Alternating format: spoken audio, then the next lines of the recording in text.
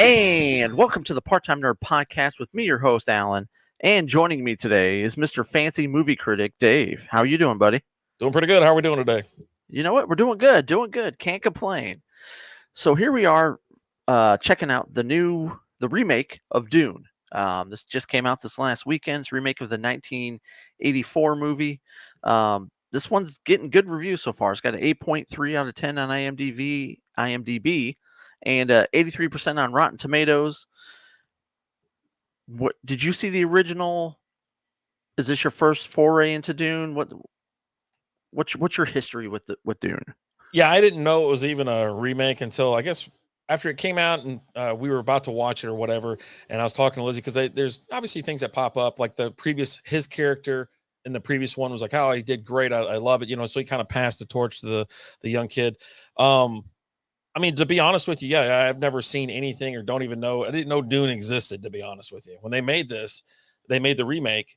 They're touting this one as the new Star Wars, the next, awesome sci-fi, whatever they're going to do with it, right?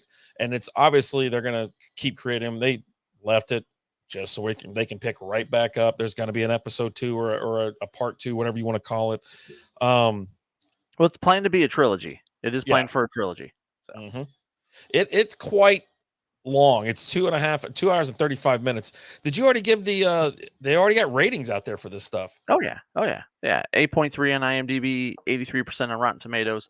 I knew of the movie Dune, and I had seen like parts of it when I was younger, but again, this came out when I was young, so I didn't want anything to do with this.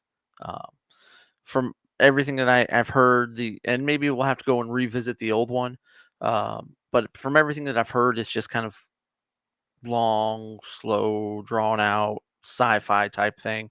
And as a kid, I didn't want anything to do with that. I didn't have time for that. If it wasn't action packed or had Ninja Turtles in it, I was out. Right. Now everybody loves the cast. I think that's what also brought everybody in on this thing. You have an all-star cast. Everyone's here. Important people from different other sci-fi movies and say comic book movies and things like that. I thought it was how they brought these people together and their roles within the movie was fantastic. I when I was first sat down, I only knew of the one kid. What's his name? Timothy Chalamet. Yeah. I don't even know how to say it. Yeah. Yeah, something like that. And that was the only person I saw. I knew you had Jason Momoa in there, and of course we saw. I always call him Poe Dameron. I don't even know his real name. I just call him Poe Dameron. Oscar Isaac. Oscar Isaac. You've got Josh Brolin, Javier Bardem, Zendania's in it. I mean, it's just the list just goes. Dave Bautista's in it. I mean, the list just goes on and on and on of everyone who's in this movie. It's a huge cast, huge budget. The movie itself visually is gorgeous, especially for taking place in like a desert type planet, right, where you don't have a lot of scenery other than hills and sand, but it's very visually just it's eye candy for sure.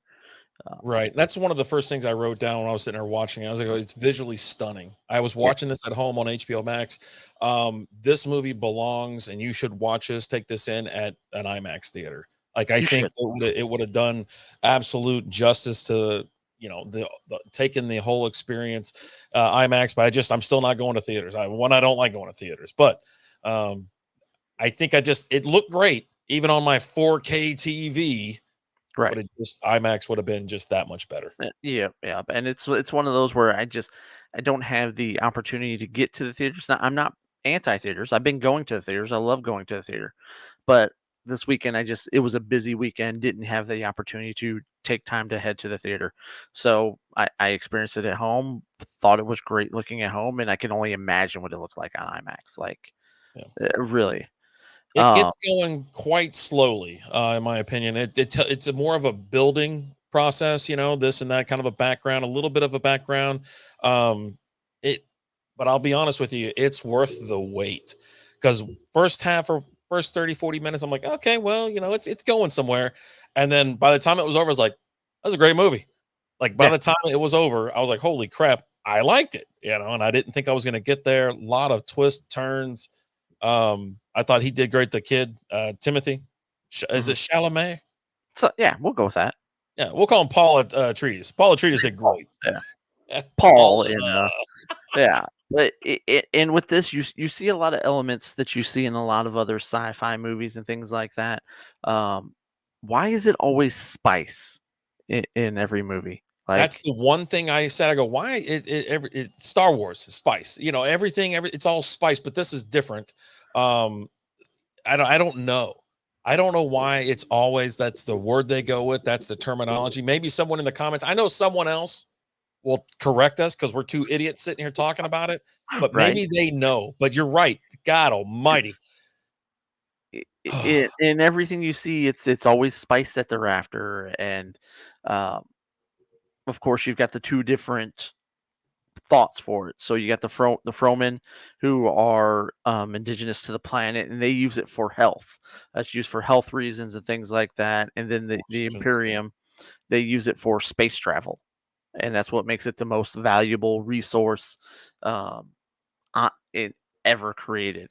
Uh, it's got a lot of elements of Star Wars in this, with Imperial, um, taking over the planets, a rebellion rising up, and things like that. Your chosen one, Paul's the chosen one, right? So he's your Luke Skywalker,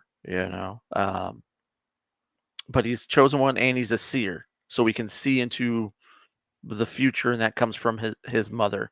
And he's also got this crazy thing like with his voice where he uses the voice, and it has to be like the right pitch, and he can just command people to do whatever he wants them to do. Yeah, it's kind of like the Force, but it's verbalized. They do a Right. lot of sign language. Him and his mother Mhm. communicates with a lot of people and just very quick gestures. Yep. Yeah, that's where he gets that from. But you're right. When I was sitting there watching it, I was like, this is a lot like Star Wars. There's a lot going on that's similar to it. Um, I don't know if that was intended, or maybe that was around. It was all around the same time where all this was going out. You said this came out in 1984, Yeah. the original one. So I Yeah. mean, Star Wars was out 5 years before then. You know what I mean? The Mhm. part two and part three, I think, were already out by then, and a lot of similarities. But they have trimmers. They got the big snakes or they call them The worms. the Worms ain't same that worm damn big. from Beetlejuice? Yeah, that's the one from Beetlejuice. No, but then when they open up their mouth, almost like a sarlacc pit, like, that was Man, the first thing I thought when I saw that, right, was that's a sarlacc pit with I bigger teeth. I saw them roaming through the sand, and they're going after anything that makes a noise, and they're out there farming. Of course, that was a great scene. I really did think that was a great that Eh the sandworms coming in, or the worm, or whatever they call it, and they're out there. They're like, oh man, we can't. Of course, there's a problem, right? They can't airlift this thing out. They do it a million times, but the one time that the guys there, Poe Dameron's there, they're about to Mhm. airlift them out. And, oh, it doesn't work, and then they got to Oh, do a risky maneuver get to mhm. save the people or whatever. And but I thought it was a great scene. But first thing I thought was like, "Where's Kevin Bacon at? He's gonna come around and shoot this thing?" You know what I mean? Because my mind went to Trimmers. Um, well, Mine went to I almost Beetlejuice. and yeah, yours went to Beetlejuice. It does. I mean, because I guess it's with all the sand and stuff out there. It absolutely looks Mhm. like sandworms from Saturn or whatever. You could turn this movie into a drinking game easily. Just wait for the word spice to show up. Take a drink. Um, anytime they say the voice or the pitch or whatever, I think they do refer to it as the voice.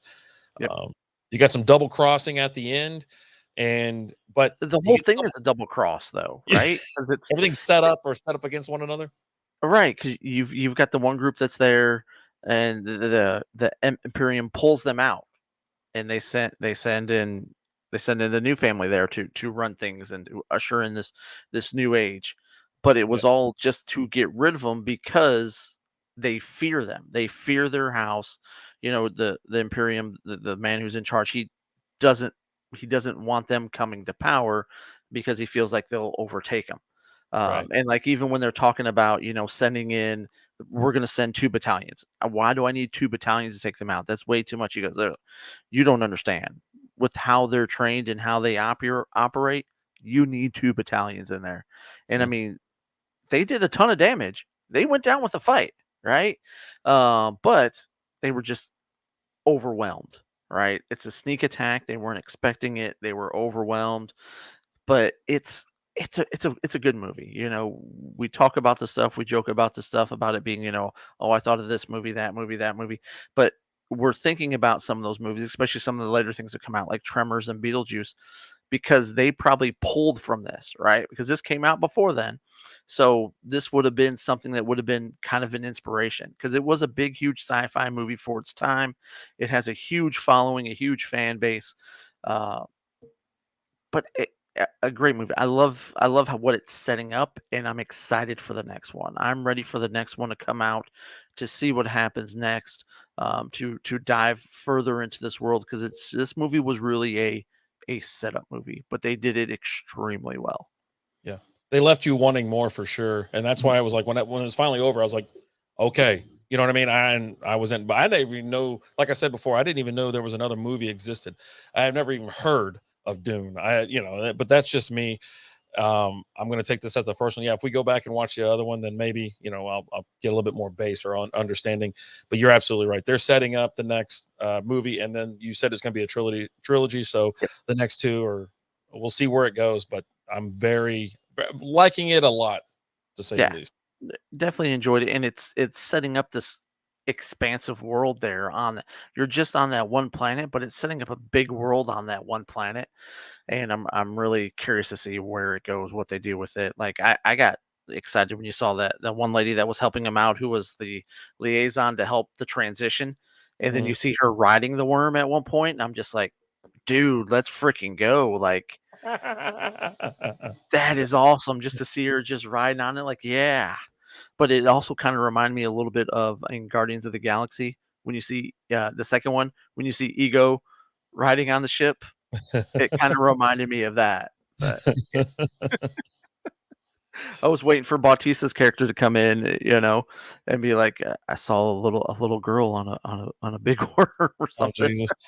Yeah, his role was really too not much going Small for on. this one, but he's Yeah, gonna play a huge role in the franchise, yeah, right? looking He's forward one to of it. those characters that you set up who they are in the first one, and then going forward, they play a bigger role. Mhm. So, you got anything else on this one? Nah, it's great. Sit down and Yeah, relax, enjoy it. Just embrace it. yeah, have some fun. It's beautiful. See you now at IMAX if you can. But hey, guys, until next time, thank you for watching. Share, subscribe, follow, comment. If you have anything you want us to watch, shoot us over an email, parttimenerdpodcast@gmail.com. Until next time, we'll talk to you guys later. Deuces.